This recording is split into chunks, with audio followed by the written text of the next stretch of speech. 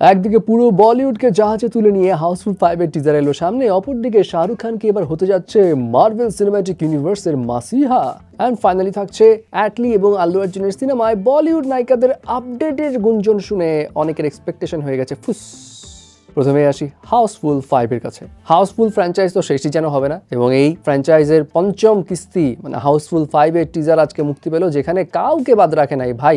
আকশে, রিতেশ দেশমুখ, অভিষেক বচ্চন, নানা পাটেকার, জ্যাকি শ্রফ, নার্গিস ফাকরি সহ মানে সবকিছু মিলিয়ে টোটাল 18 জনকে দেখানো গেছে। 18 জন সবকিছু মিলিয়ে যেটা বোঝা গেছে যে ভাই এটা একটা ক্রুজ শিপের জার্নি দেখানো হবে, যেখানে খুব ক্রেজি লেভেলের কমেডি তো থাকবেই। মানে টিজারটা বেশ এন্টারটেইনিং লেগেছে, স্পেশালি শেষের দিকে যে সাসপেন্স টাইপ একটা বিষয় দেয়। মানে এবার শুধু কমেডি নয়, মিস্ট্রিও একটা থাকবে এবং বেশ সিরিয়াস লেভেলের মিস্ট্রি থাকবে। বাট আমার জাস্ট কনফিউশন এক জায়গাতে, শেষে গিয়ে আবার এমন না হয়ে যায় ভিলেন মানে ওই মাস্ক পরা ভিলেনটা আখেরি পাস্তা।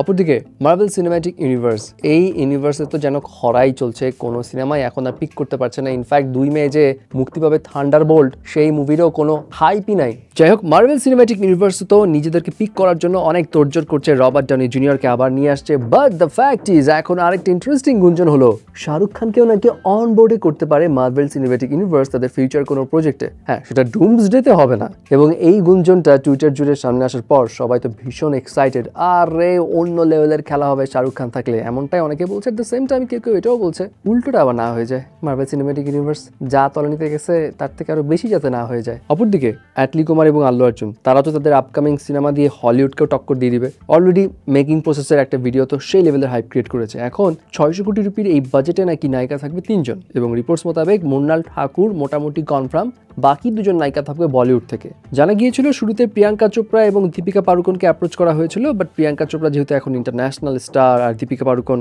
মাত্র মাতৃত্ববোধ এনজয় করছে, সো তাদের ডেটটা অ্যাভেলেবল হওয়া টাফ। সো এখানে নাকি এখন নেওয়ার কথা ভাবছে জাহ্নবী কাপুর এবং আনান্যা পান্ডেকে। মানে কই প্রিয়াঙ্কা দীপিকা, কোথায় জাহ্নবী আনান্যা? এটা নিয়ে অনেকে একটু হতাশ, যদিও অনেকে এটাও বলছে না না না হতাশ হলে চলবে না, আনান্যা কিন্তু নিজের একটা স্ট্রং প্রেজেন্স ধীরে ধীরে ডেভেলপ করছে। আর জাহ্নবী কাপুর হ্যাঁ জুনিয়র এন্টারের সঙ্গে ফ্লপ করেছে, বাট লেটস সি কি হয় অ্যাকচুয়ালি, যদি আসলেই তারা থাকে তো।